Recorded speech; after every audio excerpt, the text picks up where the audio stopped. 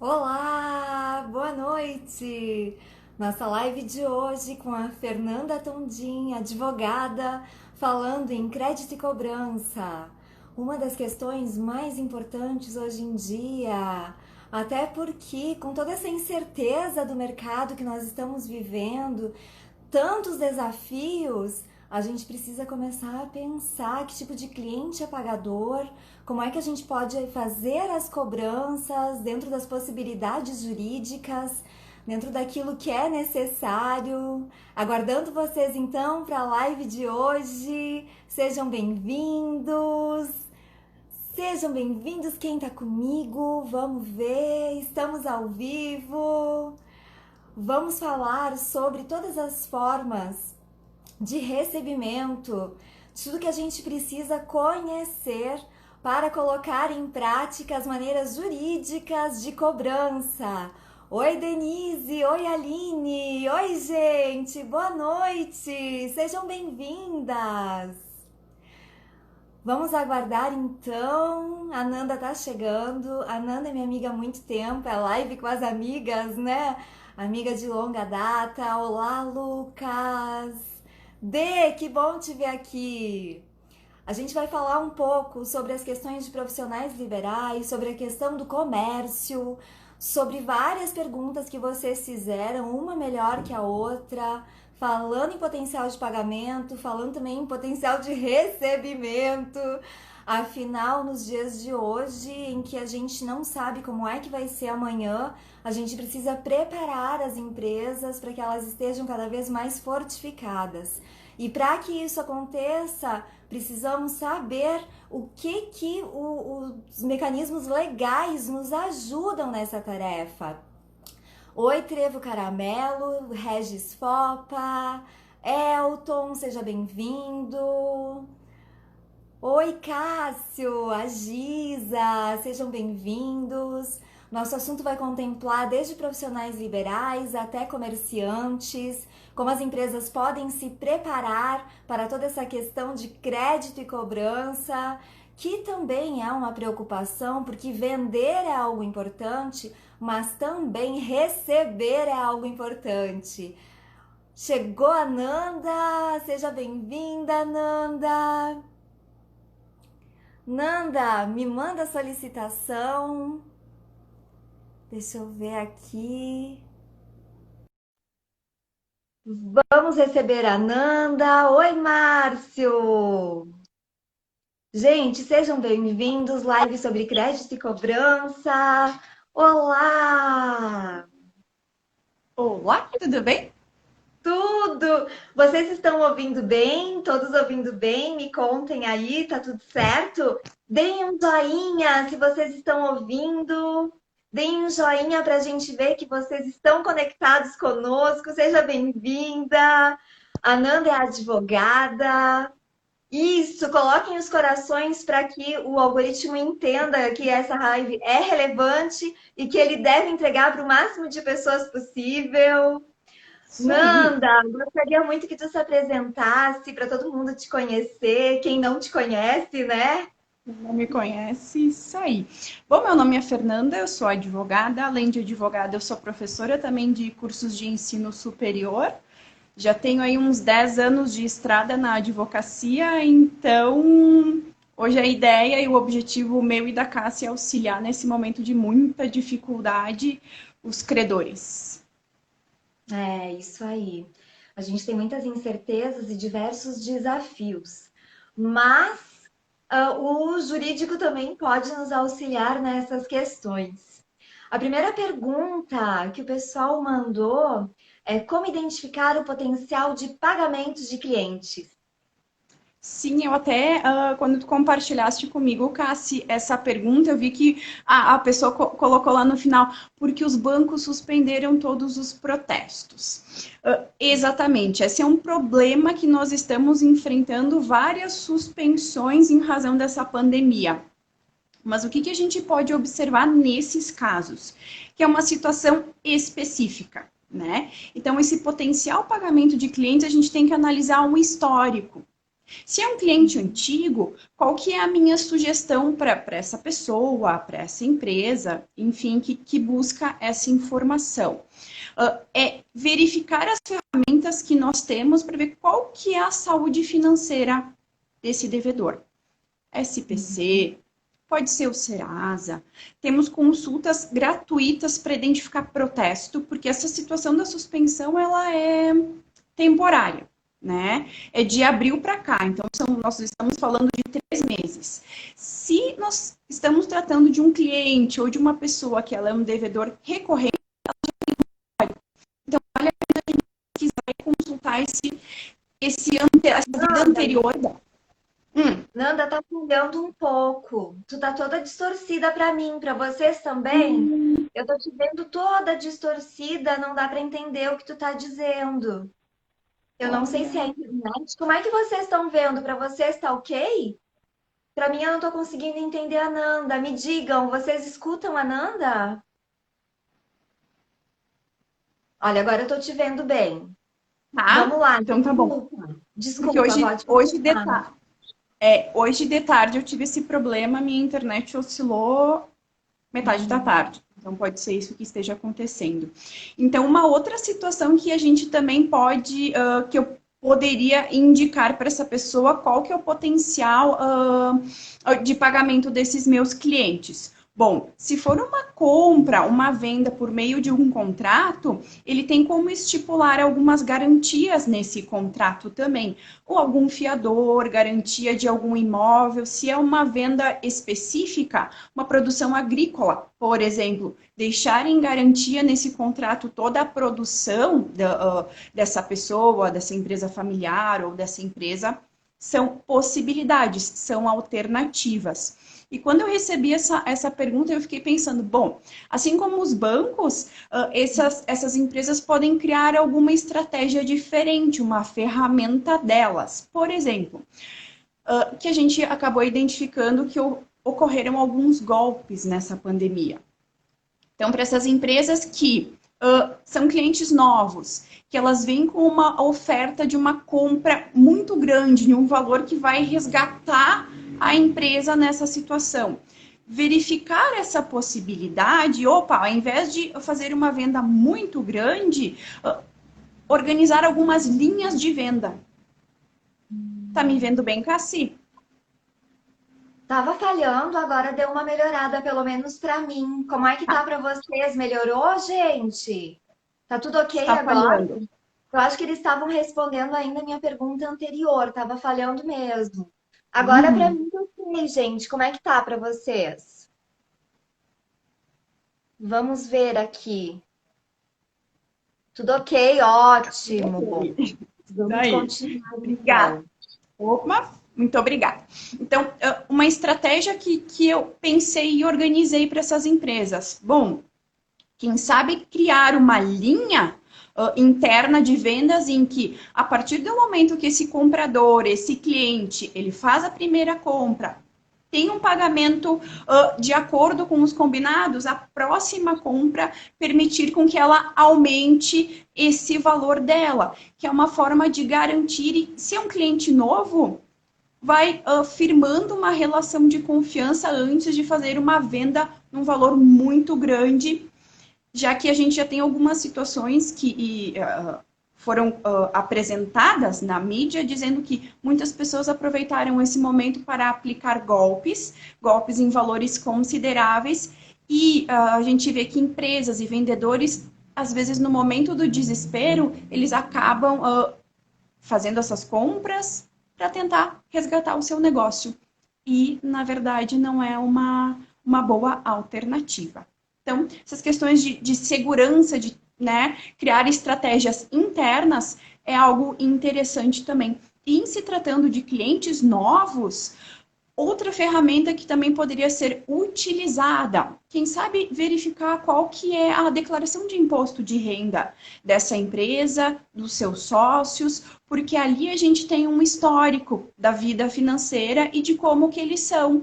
E então, isso também poderia servir como um auxílio, uma base para identificar qual que é o potencial desse cliente, desse devedor, enfim, dessa pessoa que está buscando o negócio. Certo. Ótimo. Profissionais autônomos, né? A pessoa que fez essa pergunta, ela faz atendimento holístico. Como comprovar os débitos e atendimentos, já que o atendimento holístico não tem regulamentação e não tem um sindicato, não tem alguém de apoio que possa estar auxiliando, né? Sim. O que que a gente tem hoje? A gente tem muitas ferramentas que elas acabam auxiliando a vida do credor. O que que eu quero dizer com isso? Nós temos os nossos aplicativos, o nosso queridinho do momento é o WhatsApp. Por meio dele, a gente acaba realizando consultas, contratações, e eu acredito, né, não sei se seja esse caso, que em algum momento elas tenham trocado alguma mensagem para fazer confirmação do atendimento, qual que é o valor dessa consulta, qual que seria a periodicidade. Então, em algum momento, elas tiveram essas trocas de informações, essas trocas de mensagem. E o que, que nós temos hoje em dia? Hoje em dia, a gente tem um respaldo legal, e eu digo que é algo processual também, indicando que trocas de conversa e o próprio WhatsApp, ele é uma prova, né? Uma prova para dizer devo, não devo, compro, nas diversas possibilidades que a gente tem. Então, se E isso se estende para todos os aplicativos. Skype, o Teams, para todos os aplicativos. Até mesmo por e-mail, também é documento legal. Então, qualquer profissional liberal, seja da educação física, seja a massoterapia, todos eles podem fazer a comprovação, então, por esses mecanismos. podem fazer. Eu estou indicando para vocês que as conversas do WhatsApp, pura e simples, já têm validade. Mas uma ata notarial, que é um documento com fé pública, se vocês buscarem qualquer cartório, eles vão transcrever de forma literal toda a conversa. Né? Então, ali você já tem mais a chancela com fé pública, aí a chancela de um tabelião indicando que toda a conversa aconteceu dessa determinada situação. Mas o judiciário, que a gente fala em questões processuais, já recebe o print das conversas para confirmar que houve o atendimento, o valor desse atendimento. Alguns itens são extremamente importantes que constem nessas mensagens, nessas trocas de informações, nesse e-mail. É o valor, qual que era a forma de pagamento, quando que foi agendado esse atendimento, né? Então, essas são as... e o que foi contratado? Qual era a entrega, né, desse produto? No caso, ele nos atende... Oi? Uhum. No caso, a combinação, né? Toda a A combinação de combinação. atendimento como se fosse uma venda, digamos assim, né? Sim, entendi. Exatamente, contando toda a história. Às vezes a gente acaba perdendo alguma conversa porque o WhatsApp falhou, acontece, né? Então, o que que eu tenho buscado nessas situações?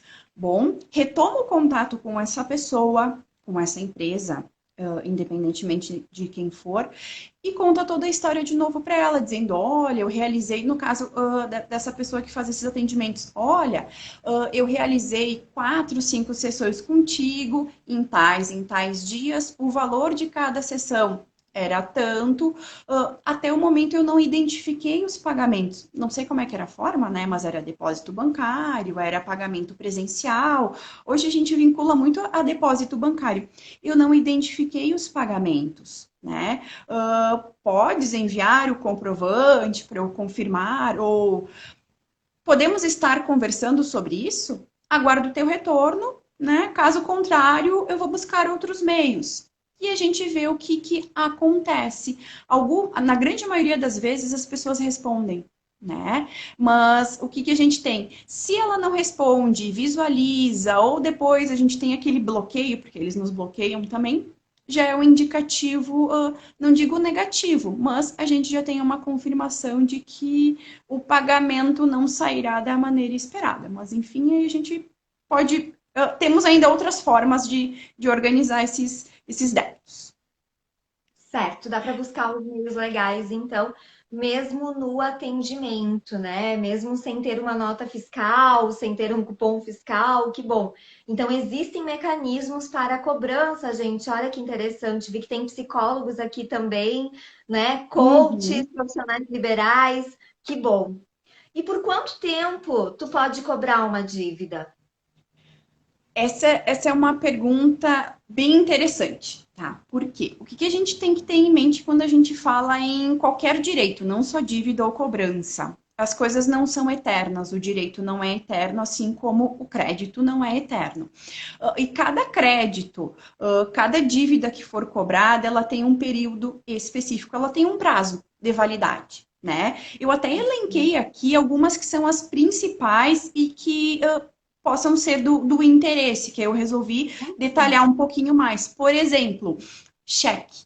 Né? Cheque, eu acredito que muito em breve não vá mais existir, mas ainda existem pessoas que utilizam, né, em razão, por inúmeras razões, mas uma cobrança de cheque, ela tem prazo de 6 meses. Ou seja, eu tenho um cheque, eu fui fazer o depósito e não tem saldo na conta, a conta encerrada, toda, né, uma situação, eu tenho prazo de 6 meses para efetuar uma cobrança efetiva, tá? Após isso, a gente também consegue efetuar a cobrança, mas são de formas mais difíceis, né? Mais demoradas. Então, 6 meses é o prazo ideal para se efetuar a cobrança de um cheque. O que nós temos também? Aluguéis, nota promissória. Essas dívidas, essas cobranças, a gente tem um prazo pequeno, que são só de 3 anos. Então, minha sugestão, porque às vezes o credor ele fica esperando o momento certo para efetuar a cobrança, por motivos pessoais, por motivos, né, que só ele conhece. Só que o que acontece? O tempo. Nós já tivemos essa situação, porque vocês não sabem, mas a Nanda é minha advogada, quem cuida dos meus contratos, todos os processos, que não são tantos, né, Nanda, ainda bem. Mas nós já tivemos essa situação, assim, eu tentei fazer a negociação com a pessoa, tentei de forma, né, muito adequada, entrou o advogado no meio, conversou com a pessoa, né, e tudo mais. E no fim, demorando pouco tempo para acontecer, a gente teve que entrar com o aparato legal, porque não existia nenhuma outra forma de recebimento, né? Mas foi assim, nos 45 de segundo tempo, porque eu não sabia que tinha prazo. Então, daqui a pouco, tu perde o prazo por querer fazer certinho, por querer dar uma chance, por não querer complicar a vida, né, da pessoa. E daqui a pouco, tu perde também o recebimento disso, né? Exatamente. Então, por isso que às vezes eu até comento, esperar o momento certo, as coisas passam, o tempo passa e a gente não tem mais o que fazer, não existe o que ser feito, não existe nenhum milagre, porque se o nosso último recurso for o judiciário vai identificar esse tempo perdido, essa prescrição, e aí a gente não tem mais o que fazer. Né? Elenquei mais aqui questões de débitos de condomínio também. A gente tem o prazo determinado em lei que são 5 anos, né? O condomínio é interessante porque é um débito comum, né? Onde, quando nós não temos um condômino que não efetua o pagamento, ele acaba pesando para todos os outros. E a gente tem um prazo bem interessante para efetuar essas cobranças, né? Que é o período de 5 anos. 5 anos. Temos também os créditos. Se eu sou credora de alguma situação trabalhista, eu tenho só 2 anos após o término do meu contrato de trabalho. Tempo extremamente curto. Nessas relações de trabalho, normalmente as pessoas são mais resistentes a fazer qualquer cobrança, com receios, né? Por motivos mais profissionais do que pessoais. Então, se tem só 2 anos para efetuar essa cobrança judicial. Então, é bastante delicado a gente. E 2 anos a gente sabe que passa muito rápido. Com pandemia, então, nem se fala que a nossa temporalidade fica um pouco complicada, né? Como a gente passa muito Uhum. tempo em casa, a gente imagina que o tempo está passando mais rápido, ele está passando igual. Mas a sensação é que ele está passando mais rápido. Isso é verdade. Isso é verdade. Um outro detalhe que eu também gostaria de colocar, Cassi, por exemplo, eu estou no meu. Faltam 10 dias para terminar o prazo, o tempo que eu tenho para ingressar uma ação. A partir do momento que eu entro com uma ação, esse prazo ele suspende, né? Ah, Esse prazo ele para. Então é uma garantia a mais para quem é credor de que durante a discussão desse processo a prescrição não está contando. Então é interessante também apontar essa informação para as pessoas interessadas e que tenham alguma situação que agora foi calcular o prazo e viu que tá em cima do tempo. e nesse caso que tu falaste antes, da primeira pergunta, do atendimento, qual é o Uhum. prazo de prescrição? Ali a gente tem tudo vai depender do contrato, né? Como vai ser um contrato entre as partes, a regra geral, 5 anos, tá? Então, dependendo da situação, a gente vai conseguir incluir, porque a gente tem ele como profissional liberal. E esse profissional liberal, as regras que nós temos, que é a regra geral, e para eles de 5 anos.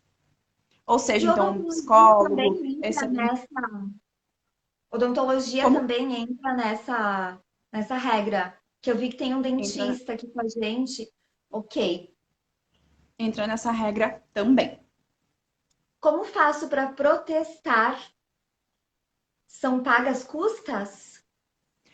Sim, os protestos, os famosos protestos que nós temos de débitos.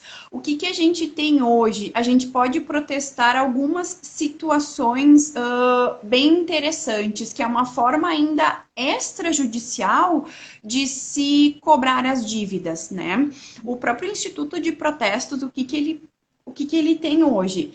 Dívidas que têm no máximo 1 ano, dívidas recentes, não se efetua nenhum pagamento, nenhum valor a título de emolumentos, custas, para se encaminhar, para efetivar esse protesto, tanto com pessoa física, tanto com pessoa jurídica, né?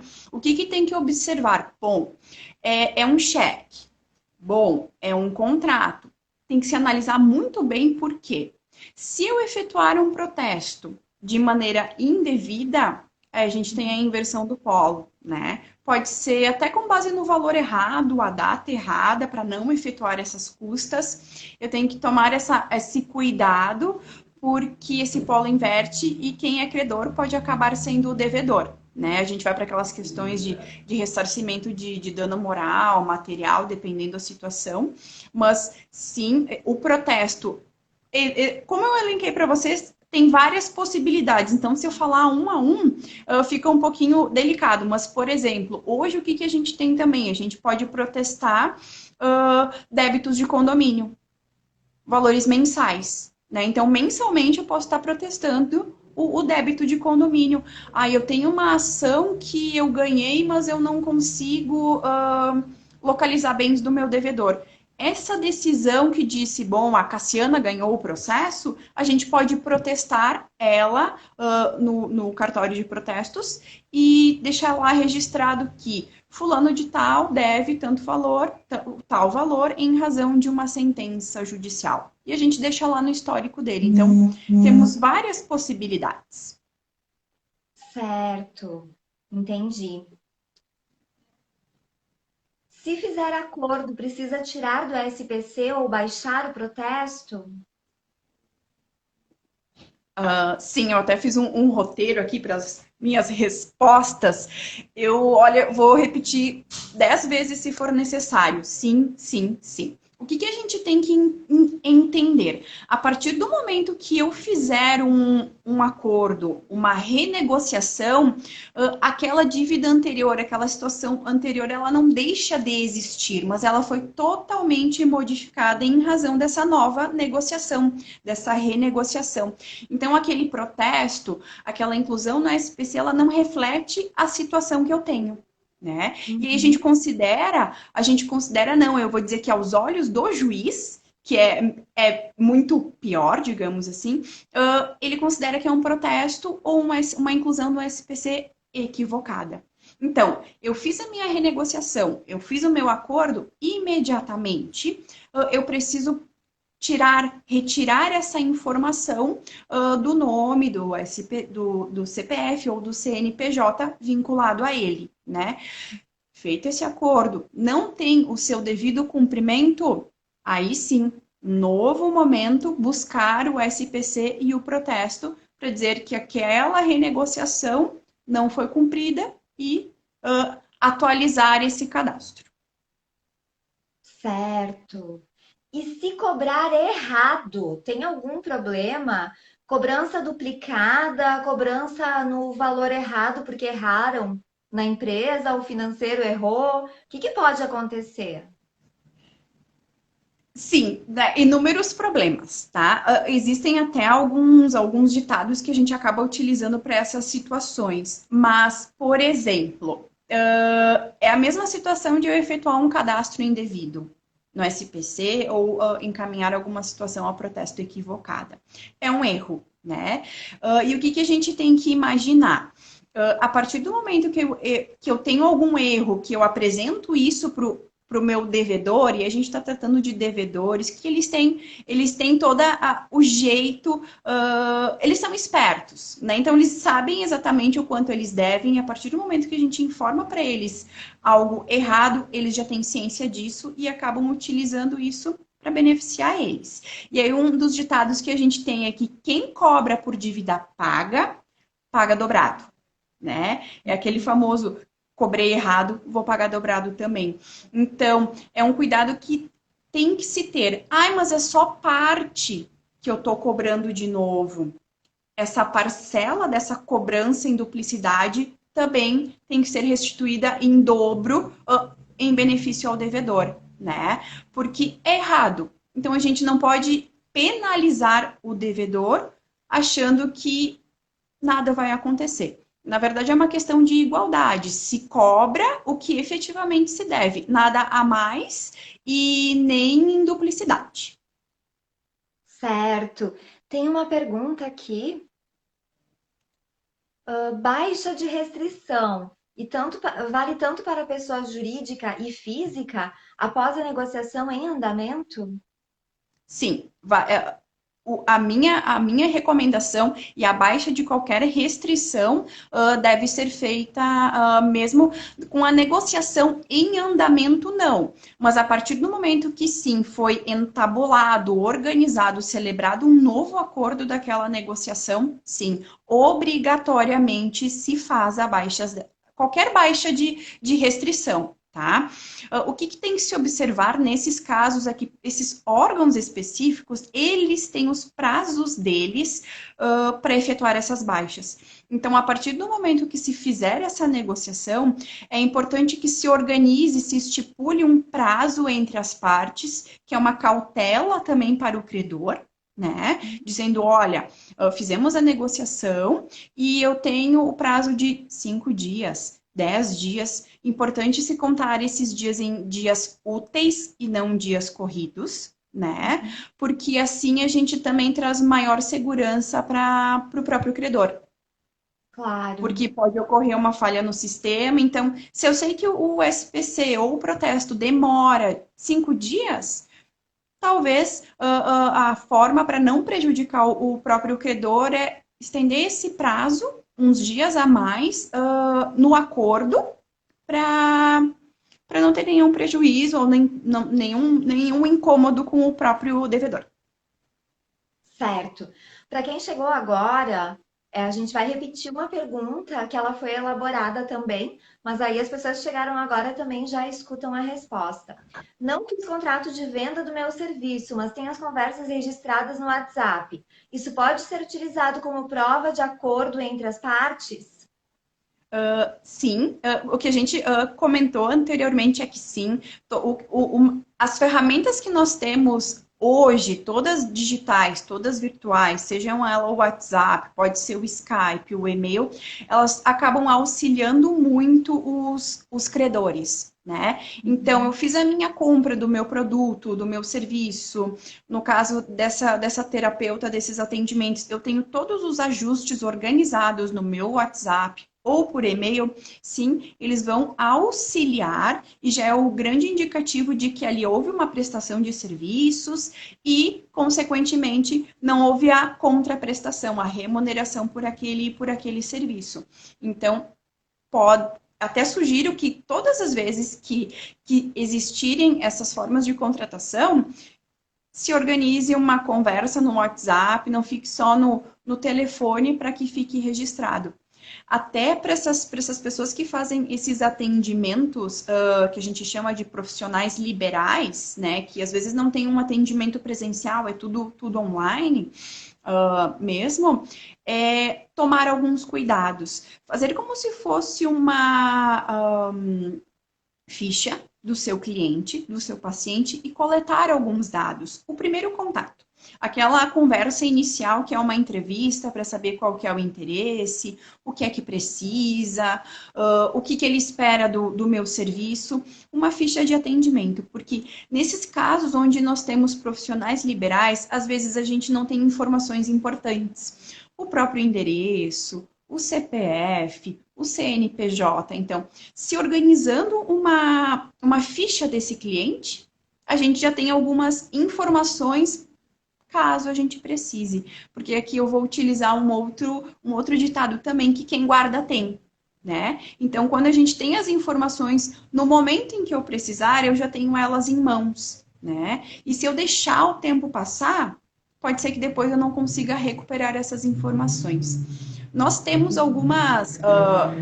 existem banco de dados que só com base no nome da pessoa a gente consegue obter algumas informações, mas eles também são falhos. Então é importante esses profissionais terem esse cuidado quando forem prestar algum serviço.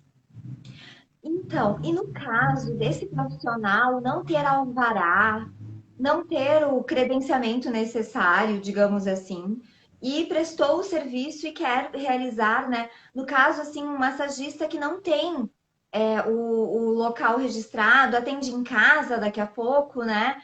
Não tem nada legalizado. Ele pode fazer a cobrança efetivamente, mesmo não tendo a documentação? Pode, Sim? pode sim, pode sim. Digamos não, que eu posso afirmar que essa situação dele, não digo que seja um trabalho irregular, né? Mas é um trabalho, é um produto, é um serviço. E ele pode estar efetuando sim, porque o que a gente tem que pensar? Que a condição do credor não efetuar o pagamento não é em razão dessa situação do profissional. Né? É por algum outro motivo. Então, isso não prejudicaria em nada o credor para o recebimento dos seus valores, né? Então, não vejo nenhum problema para esses profissionais liberais, não. Ou que trabalhem em casa. Que bom, porque talvez muitas pessoas não busquem os seus direitos de recebimento porque têm receio de daqui a pouco levar um processo, alguma coisa nesse sentido, e acabam ficando à mercê, né, de pessoas de má índole que realmente fazem algum tipo né, de burlar a lei, de burlar o pagamento, né? De burlar o pagamento, exatamente. Então, não existem prejuízos a elas. É importante que elas tenham isso muito claro. E o que a gente tem que observar também é que, às vezes, por saber disso, as pessoas utilizam isso contra o próprio credor.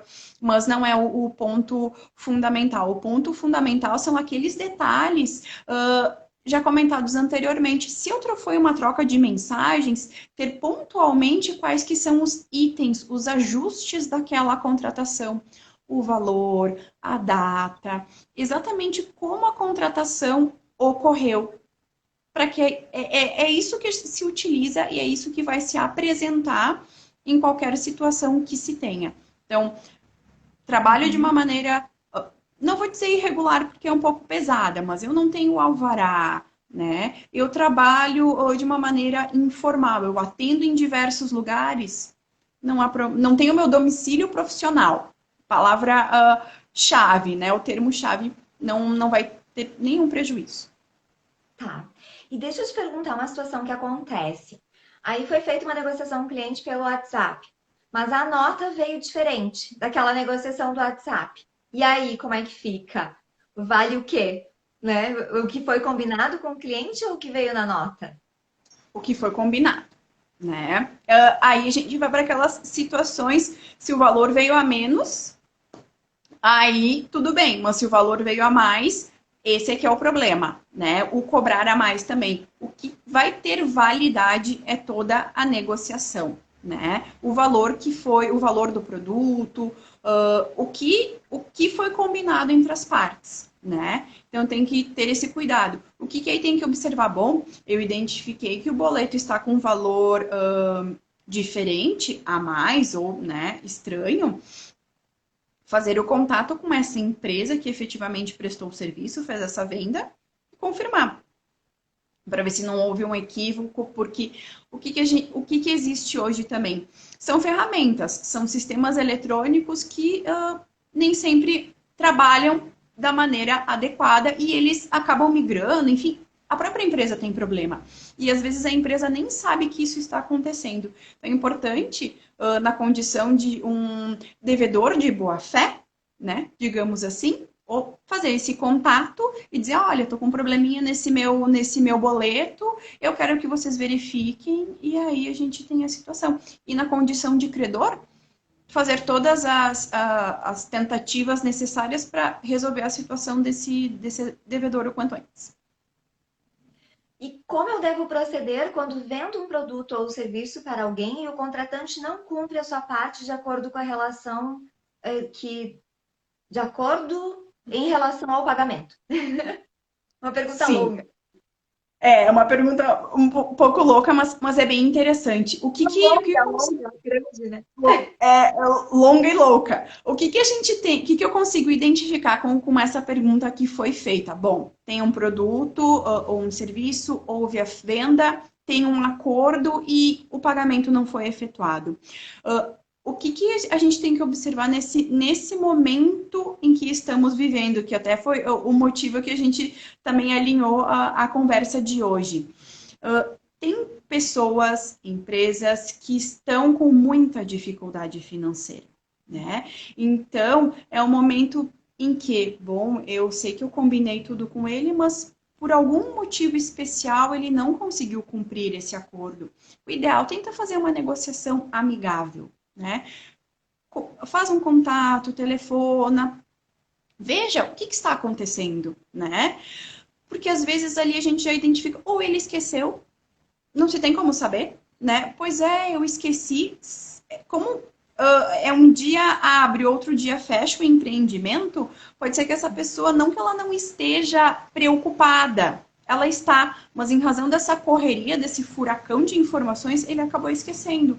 Então é algo muito, muito tranquilo de se buscar. Aí sim, e promover o que? Alternativas, um parcelamento, daqui a pouco um desconto, para essa pessoa fazer a sua organização financeira. Partindo disso, não teve retorno nenhum, não teve nenhum sucesso, aí eu já digo, bom, quem sabe procurar alguém especializado, um profissional que organize essa tua dificuldade, porque talvez tu tenha alguma cobrança eficiente e mais rápida de alguma outra forma, né? Mas essa tentativa amigável é extremamente válida, porque às vezes a gente acaba oportunizando a outra parte, o próprio devedor, em efetuar o pagamento de uma maneira mais suave e que ele consiga incluir nas suas contas mensais. É importante isso. Ótimo. Como devo me proteger para que o número de inadimplentes não aumente em meu negócio? Ali, essa pergunta ela vai ao encontro também da nossa primeira, né? Que é a preocupação que acho que é geral, é de todos os comerciantes, todos os empresários, as pessoas físicas, os psicólogos, os advogados. Como? Na verdade, não existe nenhuma fórmula mágica, né?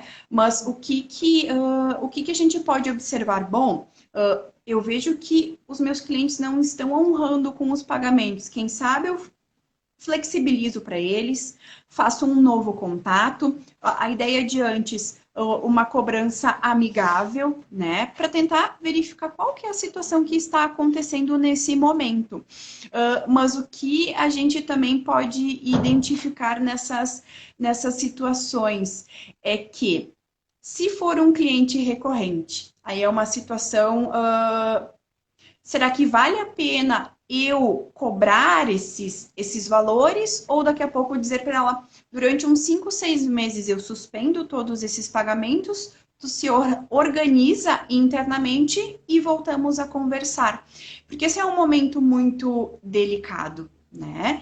Então, se for feita uma conversa nesse sentido, e eu sou um profissional que durante anos trabalhei com aquela empresa, ou durante anos trabalhei para determinada pessoa física, e a gente tem uma relação profissional tão forte, às vezes vale muito a pena ceder um pouquinho, perder, eu não digo nem perder, mas ganhar alguns meses com esse devedor e depois retomar esses contatos para tentar organizar as contas e como uma forma de não prejudicar e não tirar a fidelidade que tu tens com aquele teu cliente. Talvez seja interessante. Não tem fórmula mágica para proteger um negócio contra os devedores.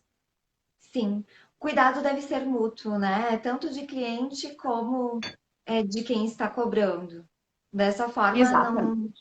não vai ter problema para ninguém, né? Porque aí existe também a questão da confiança, a questão de recombinar, a questão de poder talvez postergar, bem interessante.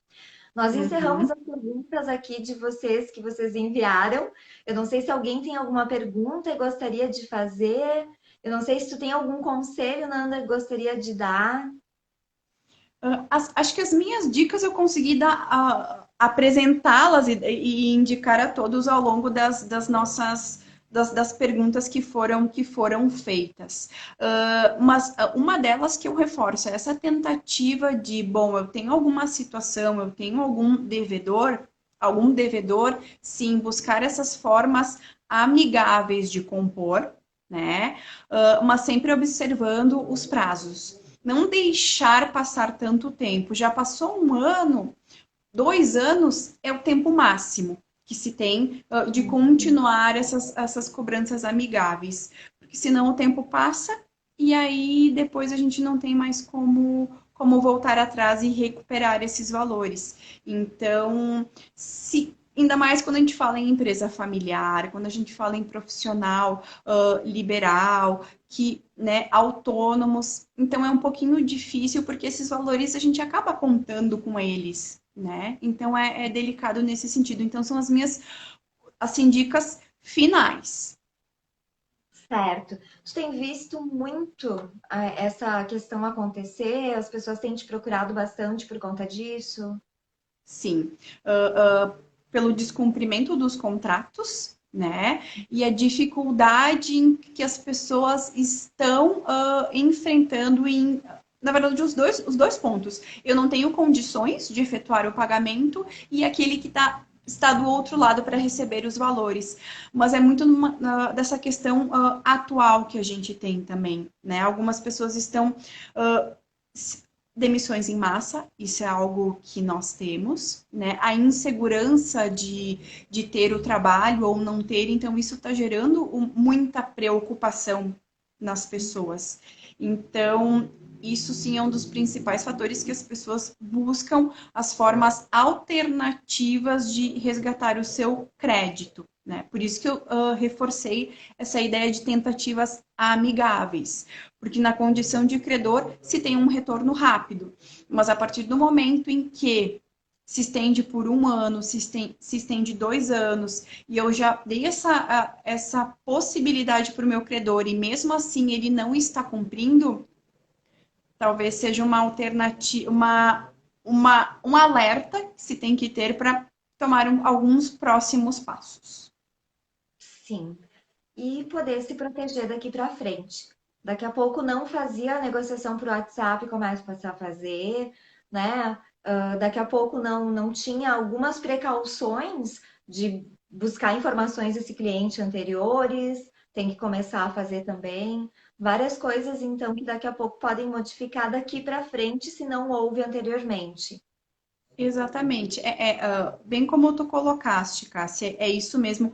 Eu não tinha essa cautela no meu primeiro atendimento em coletar todas essas informações. Bom, então daqui a pouco, porque a gente está num momento inseguro, eu não sei como as coisas serão daqui para frente, né? Então, começa a organizar a casa, como a gente está com mais tempo, e esse ter mais tempo também dificulta um pouco, como nós estamos com um pouquinho de mais tempo. Quem sabe organizar um pouquinho a situação do teu negócio, eu faço uma reflexão. Será que eu faço essa ficha de atendimento? Eu tenho todos os dados, eu registro todos os meus contratos, né? Eu tenho detalhado o valor dessa situação, todas essas questões importantes que a gente acabou elencando hoje. Será que elas estão presentes no meu dia a dia, no meu trabalho? Então é importante fazer essa reflexão porque no caso, na situação em que não que se tem algum problema, tu já vai ter a tua situação um pouquinho mais organizada. Obviamente que eu não quero que saiam pensando assim que, meu Deus, eu terei inúmeros problemas. Não, a ideia é exatamente essa, que não se tenha problemas, mas que de uma forma se trabalhando, se atuando com cautela e com prudência, precisando, já se tem essas informações em mãos para buscar os recursos, o profissional que possa te ajudar. Então, é isso que a gente, é isso que é a ideia de hoje mesmo. Isso. No caso de um estabelecimento encerrar as atividades, qual sugestão de cobrar os títulos em aberto deste cliente? Bom, temos algumas possibilidades, tá, Cássio? Obrigada pela pergunta. Nós temos algumas possibilidades. Ela encerrou as atividades. Mesmo assim, se ela encerrou as atividades, mas não deu a baixa dela, que é aquela baixa efetiva junto à junta comercial, que a gente vai fazer aquela pesquisa e já tem a baixa definitiva dela, a gente pode protestar, a gente pode incluir na SPC e Serasa, mas já sabendo que não terá muito retorno, porque efetivamente ela não tem mais nenhuma atividade. Outro ponto que pode ser feito, tá, Cássio, e para todo mundo, ingressar com ação judicial específica para aquela cobrança, observando os prazos e o que a gente pode fazer em um determinado momento. Leva um tempo, mas a gente pode conseguir isso. A partir do momento em que a gente identifica no processo que a empresa encerrou as atividades, não tem mais bens, a gente não localiza ela, a gente tem um instituto jurídico que a gente chama de desconsideração da personalidade jurídica. O que isso quer dizer? A gente começa a buscar os sócios, as pessoas físicas, para ver aonde que existem bens, né?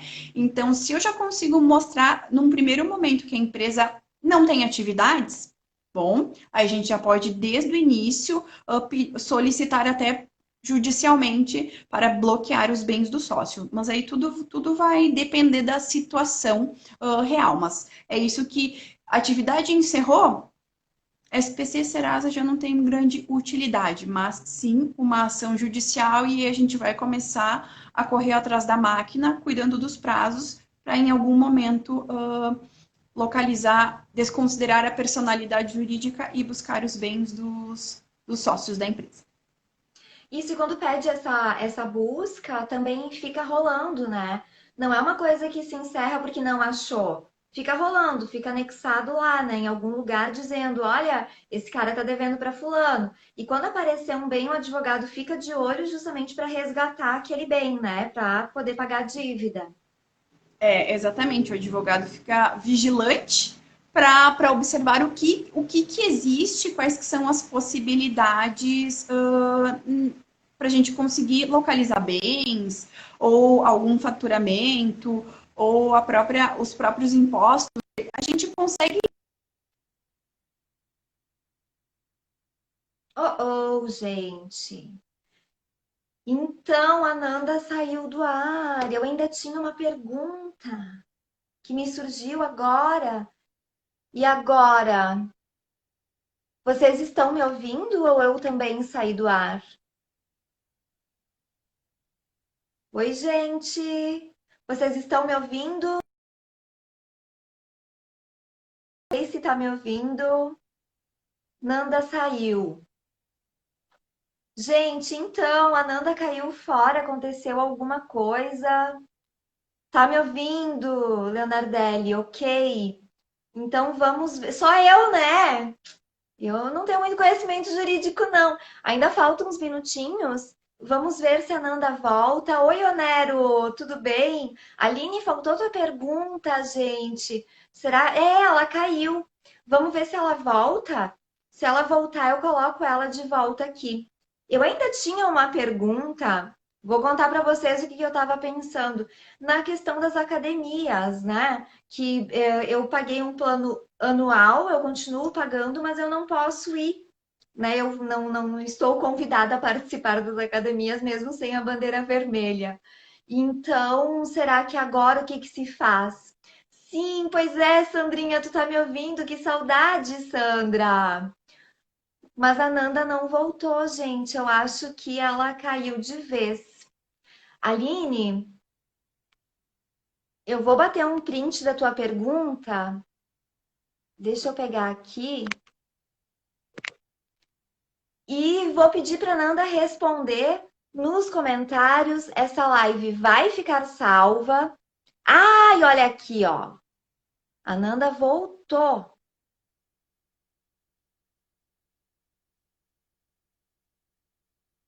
Vamos ver aqui. Ela já solicitou. Já está aparecendo, aguardando, mas não está entrando, gente. Ai, que pena. Que pena. A internet está oscilando, né? Quando tá esse tempinho, fica um pouco complicado. Vocês gostaram da live? Conseguiram esclarecer as suas dúvidas? Me contem aqui. Foi interessante para vocês? Tá aparecendo para mim aguardando Nanda, mas não tá entrando.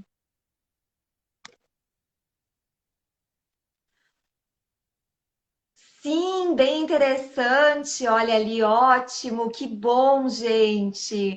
Então, semana que vem vou contar para vocês que a gente está numa incógnita. Não sei como é que vai ser semana que vem ainda. Tô aqui bem pensativa. Nanda não pode participar. As minhas duas convidadas, eu que estou abrindo meu negócio próprio sozinha, ajuda muito, verdade. Olha, obrigada, Aline, ótima live. Obrigada, gente. Obrigada por terem participado. Ai, obrigada, Cássio. Interessante, ele colocou aqui. Eu não sei como é que vai ser semana que vem, como eu estava contando para vocês. As nossas duas convidadas estão com dificuldade de horários e datas. Talvez a gente faça na sexta-feira, mas eu não tenho certeza ainda. Ai, que bom, Sandra! Dicas ótimas. Então, a live vai ficar salva.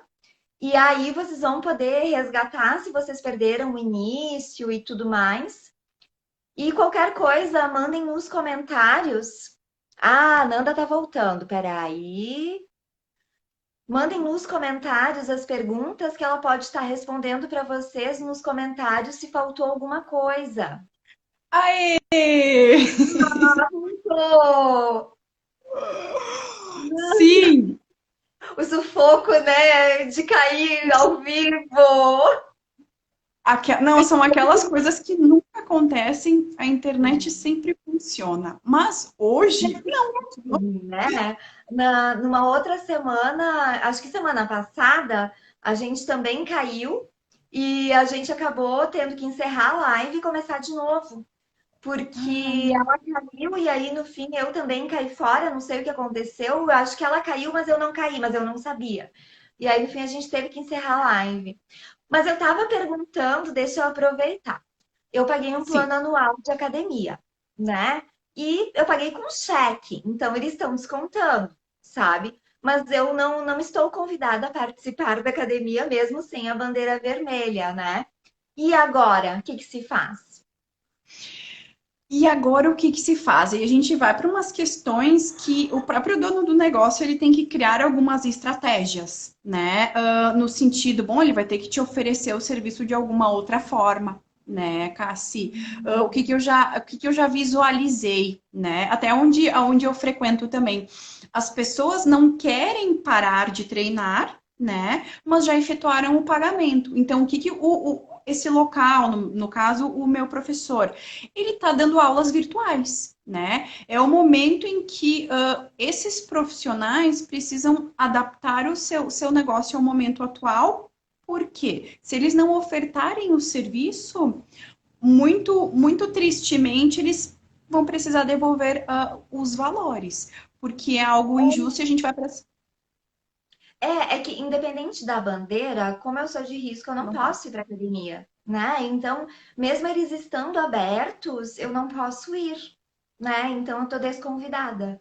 E aí, nesse sentido, então, eu tenho que entrar em contato e ver como é que a gente vai proceder. Ah, Como que entendi. eles, como que eles estão trabalhando nesse sentido? Se eles te oferecem aulas diferenciadas, mas à distância, né?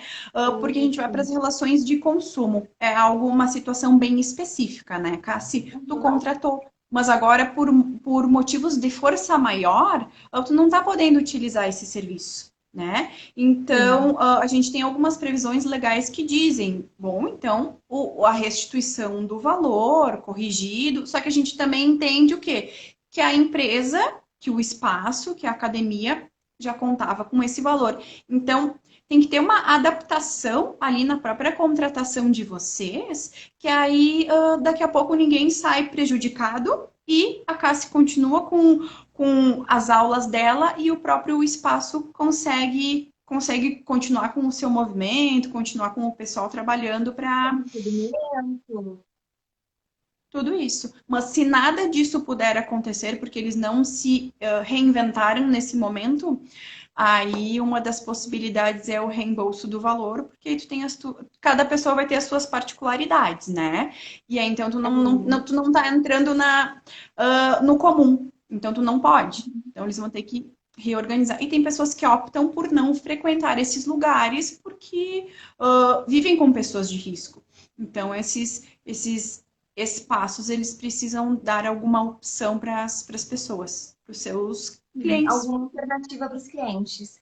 Alguma Entendi, bem alternativa. interessante. A Aline tinha feito uma pergunta, deixa eu resgatar aqui. Foi Tava bem todo na hora que mundo eu caí. elogiando. É, tava todo mundo elogiando na Anda Live, todo mundo gostou muito das dicas. A Aline perguntou assim: qual dica para receber um débito que não foi gerado pela pandemia, débitos anteriores a fevereiro? Na real, muita Deve- coisa caiu na conta da pandemia que não é da pandemia cá para nós, né? Mas enfim. Não, não. Agora, desculpa, é tudo a pandemia, e aí depois, daqui até um ano, a gente vai viver essa história da pandemia. Mas tudo bem, vida que segue, a gente vai encontrando os jeitos. Aline, muito obrigada pela pergunta, mas aí a gente tem que analisar algumas situações, né? Se é uma situação que já estava fazendo uma negociação amigável há muito tempo e não surtiu efeito nenhum, bom, então eu já te digo que aquela minha dica que eu dei para vocês não vai ser útil nesse momento da pandemia, que a pandemia só dificultou ainda mais esse crédito a ser recebido. Então, é partir para um próximo passo e tentar buscar alguma ajuda nesse sentido. Encaminha a situação a protesto. Se a tua dívida, e tu é uma loja, tu é empreendimento, tu tens CNPJ, tu tem toda a comprovação desse débito, começar a buscar os órgãos de proteção ao crédito para incluir essa pessoa. Se ela já tem, a gente chama de um histórico, né? Já tem uma história ali toda evoluída, o negócio é partir para os próximos passos, porque efetivamente Efetivamente, talvez não receba. Tá saindo fora de novo. Certo. Nanda, a internet não tá colaborando com a gente. Voltou, voltou. Então, buscar os meios legais. É, a gente te vê borradinha, assim. Mas o nosso tempo aqui já tá finalizando. Não, tu tá aí ainda, tu me escuta? Tá aí. Então, a gente está com 27 segundos. Nanda, eu te agradeço muito pelo teu tempo, pelas tuas colocações, foi muito válido. Muito obrigada. Gente, obrigada pela participação. Tudo de bom para vocês. Semana que vem, então, eu não